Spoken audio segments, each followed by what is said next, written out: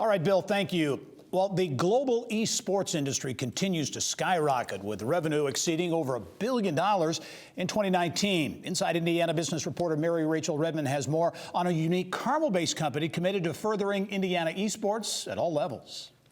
Thanks, Gary. Well, Evolve Youth Esports is one of the only organizations currently like it in the country, dedicated to providing organized video game instruction and competitions for ages 9 to 16 years old. And perhaps to the chagrin of many parents, Evolve General Manager Spencer Hershberger tells me, unlike any time in history, esports are quickly becoming more than just a hobby, but an opportunity.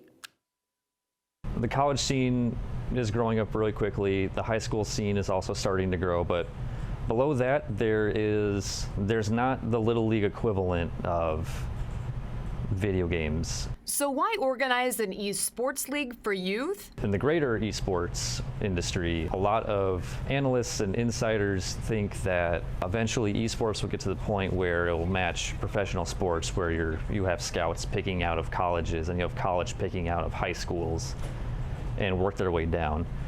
And what a facility or just a program like Evolve Youth Esports seeks to do is enable players who have a love of video gaming and a love of competition and team sports or even individual sports, and give them an opportunity to participate in all that, learn about the greater esports industry, and build themselves a path to becoming involved with it. And for good reason. In 2019, nearly 200 U.S. colleges offered around $15 million in scholarships to esports players, and that number is only growing. Esports is starting to go hand in hand with education the same way traditional sports do.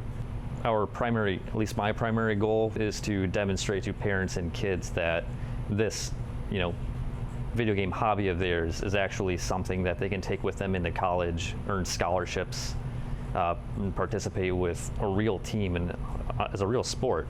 And while Hershberger says Indiana still has a ways to go in terms of embracing esports, he does think the Hoosier State has a lot of potential. Indiana has a very strong history of sports in general, from the high school level all the way up to the professional level.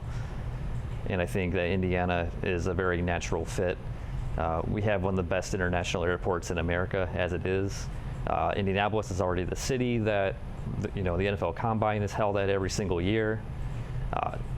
This is where the NCAA championships are held. It's a great central point for American players, and it's also a great destination for international players.